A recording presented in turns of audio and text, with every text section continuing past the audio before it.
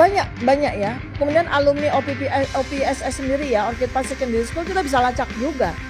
Pasti ada alumni Orchid Park Secondary School di antara kurun waktu 2002 sampai 2004 itu yang bisa kita lacak dan kita bisa jadikan sebagai informan atau narasumber kita.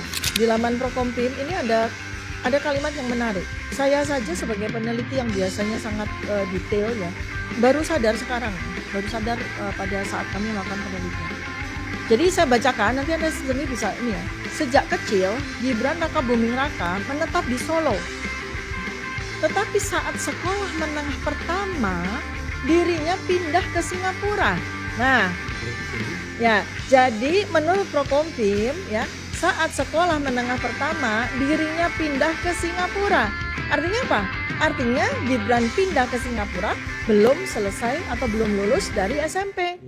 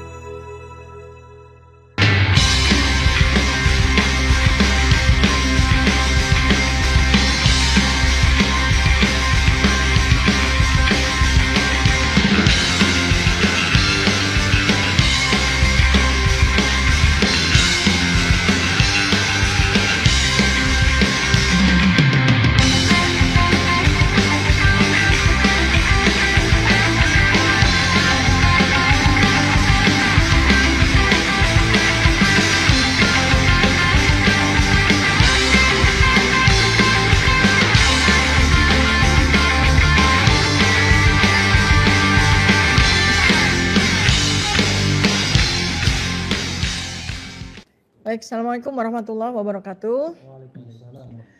Ya, saya melanjutkan dan mengelaborasi dari kedua sahabat saya tadi, RR. Ini sekarang giliran T yang bicara. Jadi memang saya mau tegaskan legal standing kami ya. Pertama adalah kami ini sebagai peneliti tentu saja tidak akan berhenti sampai semua pertanyaan penelitian, sampai semua hipotesis itu menjadi sebuah simpulan yang valid ya. Dan kemudian bisa kita pertanggungjawabkan sampai kapanpun. Yang namanya sebuah penelitian itu simpulannya itu harus valid. Ya, harus valid dan berlaku sampai kapanpun. Nah, inilah pekerjaan kami di mana kami tidak berhenti karena ini sebuah relate. Ini kan sebagai sebuah kelanjutan karena berdasarkan dari penelitian kami terkait dengan ijazah bapaknya Gibran ya. Ini kok tampaknya menjadi sebuah prototipe yang kemudian di copy paste ya, menjadi sebuah pattern yang kemudian diuji cobakan kepada anaknya dan setengah berhasil. Karena setengah berhasil jadi wapres. Nah, kenapa saya bilang setengah berhasil? Karena impeccable. Ya, impeccable kenapa? Karena sekarang kita mau bergerak menuju kepada penelitian terkait dengan semua data primer maupun sekunder yang semaksimal mungkin sekarang ini sedang kami kumpulkan. Ya, pertama kami berkunjung ya melalui sekali lagi selalu Bang Rismon duluan nih, sama dengan waktu ketika kita mengobrak-abrik Jokowi di UGM ya, Bang Rismon duluan yang dapat. Nah ini kita sekarang menuju kepada Gibran ya, Bang Rismon duluan nih hari Jumat yang lalu ya, kemudian Senin dan kemudian kita akan lanjutkan lagi pada Senin besok dengan sebuah surat resmi. Kenapa harus menggunakan surat resmi? Kenapa? Supaya ada jawaban resmi yang nanti akan kami juga sampaikan kepada masyarakat. Ini adalah sebuah situasi dan peristiwa yang public domain ya. Yeah. Public domain sehingga semua masyarakat itu tahu. Kita juga akan secara transparan terus-menerus melakukan update terhadap apa yang kami lakukan dan apa hasilnya gitu ya. Jadi mohon maaf ya kepada semua pejabat, kepada semua lembaga ya, kita minta izin dengan baik. Kulon nuwun dengan baik, kita menunggu sampai dibukakan pintu dan ketika kemudian kami dipertemukan ya Anda harus siap untuk jawaban Anda akan kita sampaikan kepada masyarakat ya. Nah, jadi kembali kepada kronologi yang sekarang ini menjadi atensi kami dan tentu saja atensi rakyat ya. Karena dulu sebetulnya ya kalau dibilang sejarah itu dari sejak 2023 saya dan Mas Roy duluan tuh yang kita curious gitu dengan riwayat atau kronologi dari sekolah kita belum kenalan. Oh belum, enggak dengan Pak Roy. Oh sudah kenal, Oh, sudah sudah ya. sudah kenal lama, dan kita secara Oh iya secara ya, independen di Jogja ya. kita curious gitu, karena memang kita punya riwayat. Saya sendiri, anak saya kuliah di Australia dan anak-anak saya itu kuliah sekolah di sekolah internasional. Jadi kami kan sangat familiar dengan dengan kronologi dari sekolah-sekolah internasional, apakah itu di Indonesia sendiri, apakah itu di Singapura, apakah di Australia gitu. Dan dari awal kami sudah melihat ada kejanggalan-kejanggalan besar, ada loophole yang saat ini sedang kami teliti ya. Jadi saya mau berangkat dari penjelasan dari Prokompim. Prokompim itu apa? Prokompim itu adalah portal layanan publik protokol dan komunikasi pimpinan kota Surakarta. Ya, ini ketika Gibran menjadi wali kota Surakarta, si Prokompim ini menyampaikan sebuah risalah terkait dengan riwayat Gibran. Ya, ini ada hal yang menarik ya. Jadi ini Prokompim itu seperti ini, Anda bisa cek di websitenya ya. Prokompim ada websitenya, prokompim.surakarta.go.id. Anda bisa cek apakah ini masih ada atau tidak, atau udah mereka hapus ya. Tapi ini kami sudah dapatkan ya. Jadi di Prokompim ini ada cerita ketika Gibran menjadi wali kota. Di laman Prokompim ini ada kalimat yang menarik. Saya saja sebagai peneliti yang biasanya sangat detail ya, baru sadar sekarang ya, pada saat kami melakukan penelitian. Jadi saya bacakan, nanti Anda sendiri bisa ini ya. Sejak kecil, Gibran Raka Buming Raka menetap di Solo. Tetapi saat sekolah menengah pertama, dirinya pindah ke Singapura. Nah, berarti belum lulus. Ya, jadi menurut Prokompim ya, saat sekolah menengah pertama, dirinya pindah ke Singapura. Artinya apa? Artinya Gibran pindah ke Singapura belum selesai atau belum lulus dari SMP. Ya, saat sekolah menengah pertama dirinya pindah ke Singapura dan kemudian melanjutkan sekolah setingkat sekolah menengah atas di Orchid Park Secondary School. Nah, ini yang bohong ya, atau yang tidak akurat tuh di sini kan. Ya, ini yang perlu saya jelaskan lagi ya. Jadi kemudian tadi sudah secara panjang lebar sudah disampaikan oleh Bang Rismon ya. Sekarang kita akan mencoba untuk mencari data-data primer tambahan yang kita pakai untuk memperkuat. Seandainya kita tidak bisa dengan alasan bahwa publik Undang-Undang Keterbukaan Informasi Publik nomor 14 tahun 2008 nggak nyampe Singapura nih gitu ya. Nah, lalu bagaimana kita bisa mendapatkan data-data primer? Bisa aja. Pertama adalah kalau memang Gibran betul sekolah di Orchid Park Secondary School, kan dia tidak sekolah privat di situ. Pasti dia punya teman ya, dan andai kata dia klaim bahwa dia lulus dari situ, maka akan ada ini yang jelas ya, akan ada foto buku tahunan. Ya, yearbook itu di seluruh dunia, terutama di sekolah internasional itu adalah sebuah kewajiban. Jadi kalau memang Gibran ini lulus dari Orchid Park Secondary School, pasti ada yearbook. Dan kita mestinya kalau nanti kita akan investigasi ke Singapura, kita akan diberi tahu. Jadi kapan sih Gibran itu mengklaim dirinya lulus dari Orchid Park Secondary School? Kalau dari data KPU kan tahun 2002 sampai 2004, 2 tahun kan. Tapi ternyata berdasarkan informasi dari Sekretaris Dirjen, itu bukan 2002 sampai 2004, tapi awal 2003 sampai 2004 kan, bukan dari 2002 ya. Nah, berarti ya kemungkinan besar Gibran tidak ada namanya di yearbook. Nah, kita bisa buktikan itu.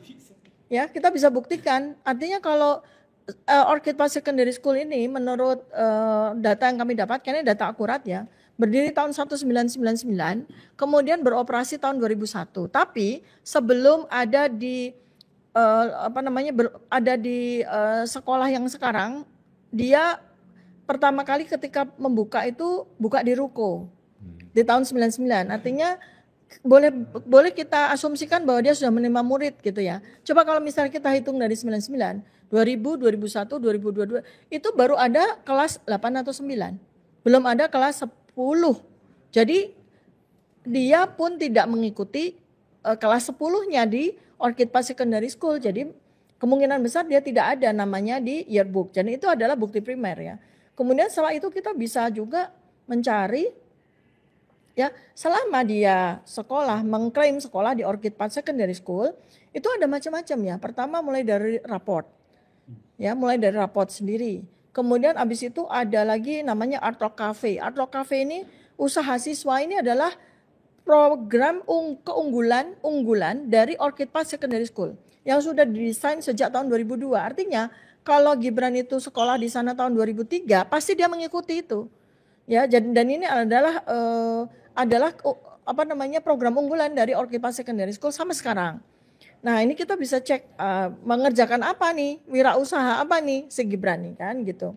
Kemudian macam-macam lagi ya. Jadi kemudian kita juga akan minta dokumen resminya, transkripnya, surat keterangan pindah ya. Surat keterangan pindah ini harus ada, kenapa? Karena Gibran itu masuk itu dalam tahun yang tidak pas sesuai dengan kronologi sekolahnya.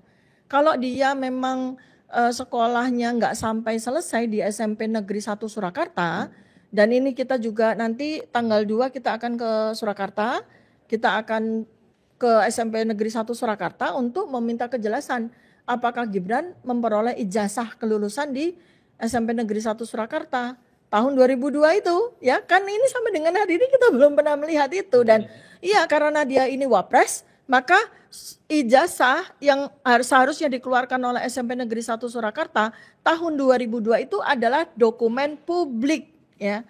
Itu maka kita berhak untuk meminta dari SMP Negeri 1 Surakarta. Qadarullah Gibran sekolah di SMP negeri yang didanai oleh APBN. Nah, sehingga semua dokumen yang ada yang diproduksi oleh SMP Negeri 1 Surakarta itu adalah dokumen publik ya. Kalau swasta mungkin mereka akan berkelit ya, nggak dapat dana APBN gitu. Alhamdulillahnya, puji syukurnya dia sekolah di SMP Negeri 1 Surakarta. Dari situ kita bisa cek apakah memang dia lulus. Dan kalau dia lulus dari SMP Negeri 1 Surakarta, maka mengapa Prokompim itu menyatakan bahwa dia pindah ke Singapura di masa sekolah menengah pertama. Nah, ini loophole-nya dulu lagi ya. Kemudian setelah itu, kita pasti juga akan bisa kok ke Orchid Park Secondary School untuk minta nomor induk siswanya, ya. Easy Link School-nya, ID, MOE student ID-nya itu harus ada. Dan itu kan seharusnya sudah digital, jadi bisa di searching dengan mudah ya. Nanti ini urusannya Bang Rismon nanti untuk men-searching MOE student ID-nya, gampang ini. Kemudian setelah itu absensi tentu saja, daftar kelas ya, kelas listnya, namanya, kemudian tadi buku tahunannya, kemudian banyak ya. Kemudian alumni OPSS sendiri ya, Orchid Park Secondary School kita bisa lacak juga. Pasti ada alumni Orchid Park Secondary School di antara kurun waktu 2002 sampai 2004 itu yang bisa kita lacak dan kita bisa jadikan sebagai informan atau narasumber kita. Ya, itu kalau dari sisi Orchid Park Secondary School. Yang udah banyak nih yang kita bisa tulis suratnya itu kepada Kementerian Pendidikan Dasar dan Menengah ya, yang akan kita sampaikan di Tapi, Senin. Mudah-mudahan kan diklaim kan Bu ya, ada apa diklaim oleh Pak Dr. Eko Susanto ya, bahwa saudara Gibran ya, Pak Gibran itu biar sopan saya kan, Pak Gibran memang lulus katanya. Lulus dari SMP Negeri 1 Surakarta, katanya ada ijazahnya. Nah kalau yang di Orchid Park itu kelas 10, kelas 11 ada reportnya, raportnya. Semoga saja ya, saya berharap tidak ada manipulasi lah di situ. Betul-betul ada. Dan yang kita pertentangkan adalah ini saja. Mudah-mudahan. Mudah-mudahan semua seperti yang diklaim. Jangan sampai nanti terjadi pula manipulasi di Dirjen Dikdasmen, justru memalukan, padahal mereka adalah dirjen yang menekuni atau konsentrasi pada bidang pendidikan dasar dan menengah. Sangat memalukan kalau ini nanti justru yang diklaim itu justru produk manipulasi dari dirjen sendiri saat itu. Mudah-mudahan enggak, saya berharap yang terbaik, mudah-mudahan enggak, tetapi inilah yang kita pertentangkan. Ini mudah-mudahan Bu, ya kan? Cuma masalahnya juga gini loh, kita juga berdoa, berharap mudah-mudahan kalaupun kemudian keluar atau tiba-tiba muncul ijazah dari SMP Negeri 1 Surakarta, mudah-mudahan bukan keluaran Pasar Pramuka ya. Masalahnya kan selama belasan tahun kita meyakini Pak Joko Widodo itu punya ijazah dari Universitas Gadjah Mada. Yakin sekali kita kan, ternyata mendadak setelah kita investigasi banyak saksi menyatakan bahwa ijazah itu bukan keluaran dari UGM, tapi keluaran dari Pasar Pramuka. Nah, itu ya, makanya kita berdoa sama-sama mudah-mudahan betul-betul bahwa Gibran punya ijazah SMP Negeri 1 Surakarta. Persoalannya adalah ketika dia maju, ya baik menjadi wali kota maupun apalagi menjadi wapres, tidak cukup dengan ijazah SMP, nggak cukup, harus dengan ijazah SMA atau sederajat. Nah ini loophole yang luar biasa dalam. Ketika kemudian Direktur Jenderal, Sekretaris Direktorat Jenderal Pendidikan Dasar dan Menengah ini mengeluarkan surat tanggal 6 Agustus 2019 ya. Ini kan seharusnya justru pekerjaan Pak Menteri Pendidikan Dasar dan Menengah, Pak Abdul Mukti ini profesor. Dan ini masih aktif. Pak Sutanto ini masih aktif ya. Artinya ini kan menjadi sebuah pertanggungjawaban secara kolektif ini. Bukan hanya kemudian Pak Menteri sampaikan, oh ini adalah kebijakan dari Mas Menteri rezim lalu. Bukan, kalau Anda tidak mengusut ya surat keterangan ini, Pak Menteri tidak mengusut, ya Anda bisa kena kesalahan kolektif loh. Ya, justru ini kami ini membantu, RRT ini membantu Bapak untuk memperjelas soal validitas ya dari surat pernyataan ini, karena ini adalah satu-satunya dokumen yang bisa yang digunakan oleh Gibran. Ya, jelas kalau di SMA kita nggak usah pertanyakan, dia nggak punya ijazah SMA. Karena yang dia klaim itu kalau dari data KPU tuh SMA di Orchid Park Secondary School, which is itu sudah kita koreksi ya, bahwa Orchid Park Secondary School di masa itu adalah SMP. Kemudian udah batal nih ya SMA di situ. Kemudian UTS Insert sudah jelas ya, banyak sekali saksi prominent yang menyatakan bahwa UTS Insert itu bukan SMA. UTS Insert itu adalah kursus ya atau foundation ya. Bahkan ya ini saya koreksi juga, bukan matrikulasi, bukan, preparation level untuk bisa masuk UTS, dan itu UTS. Benar-benar hanya berlaku untuk UTS dan tidak bisa digunakan untuk universitas yang lain, apalagi nyebrang benua ya, benua Australia nyebrang ke benua Asia. Misalnya dia lulus dari sini ke daftar ke Universitas Indonesia pasti nggak diakui. Nggak diakui. Sekarang di universitas di benua Australia aja, misalnya dia mau daftar ke Melbourne Uni atau ke Victoria Uni nggak diterima karena ini khusus, UTS Insert ini khusus untuk mempersiapkan preparation level untuk mahasiswa yang memenuhi syarat masuk ke UTS ya.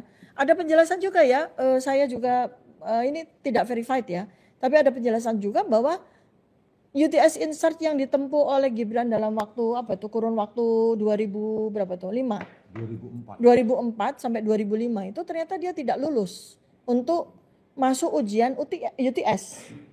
Dia nggak lulus masuk ujian karena memang UTS Insert itu kan untuk menuju kepada UTS. Tapi begitu dia ikut katakanlah si Penmaru atau UMPTN-nya ya, SBNPT atau UTBK itu masuk UTS, dia nggak lulus gitu. Tapi menurut klaim Pak Doktor Eko Susanto yang menjabat saat ini ya. Enggak ada komplain terhadap anunya. Yang menjabat saat ini Pak Eko Susanto ya sebagai sekretaris Dirjen Dikdasmen itu Mr. Gibran itu memiliki sertifikat dari UTS Insert ya, Foundation Studies Certificate semacam itu gitu loh. Itu klaimnya lah Bu ya. Ya, ini kembali lagi kan kita juga pertanyakan ya, karena kita tidak menerima klaim, kita tidak menerima narasi, tapi kita menerima bukti ya. Jadi tadi 2 bukti yang nanti kita akan verifikasi lagi di hari Senin insya-Allah. Ijazah SMP Negeri 1 Surakarta yang diklaim oleh Sekretaris Dirjen itu, dan kemudian sertifikat ya kelulusan dari UTS Insert itu kita akan minta supaya jangan kebiasaan pejabat untuk memberikan pernyataan bersifat naratif kayak Profesor Ova Emilia. Nggak bisa, kita tidak terima ya. Masyarakat tidak terima, ilmiah pun tidak terima. Ya, narasi-narasi seperti itu kalau jangan jadi kebiasaan. Nah, balik lagi kepada UTS InSearch. Kalaupun Gibran itu punya sertifikat dari UTS InSearch, itu nggak bisa menjadi penyetaraan untuk grade 12. Nggak bisa. Apalagi kemudian secara spesifik grade 12 yang disetarakan itu adalah setara dengan sekolah menengah kejuaraan SMK, peminatan akuntansi dan keuangan. Itu kebohongan. Karena UTS InSearch adalah preparation level untuk masuk UTS itu mata pelajaran, nantinya bahasa Inggrisnya, kemudian mata pelajaran umum ya, semacam TPA seperti itu. Bukan kemudian dia ikut kelas 12 untuk akuntansi dan keuangan. Di mana bisa disetarakan seperti itu? Ini hal yang selain kebohongan juga hal yang sangat konyol gitu loh. Makanya ya saya interupsi aja biar disisip-sisipkan ya informasi karena Bu Tifa kan nggak datang kemarin. Ya, Pergi ke mana? Ke arsip ya. Saya Nah, makanya pada saat itu ketika kita minta ke Pak Dr. Eko Susanto ya sebagai pejabat sekretaris Dirjen Dikdasmen saat ini supaya dihadirkan Pak Sutanto ya sekretaris Dirjen Dikdasmen pada tahun 2019 ya pada saat Menteri Nadiem Makarim menjabat itu supaya dihadirkan, tapi Pak Eko ya, tidak bisa menghadirkan karena bukan otoritasnya. Jadi yang bisa menghadirkan siapa Pak? Menteri. Saya tanya, Pak Menteri. Jadi sebenarnya otoritas Pak Menteri ini sebenarnya ya sangat diharapkan untuk dipakai untuk menanyakan Pak Sutanto ini. Sebenarnya tepat sih beres ini.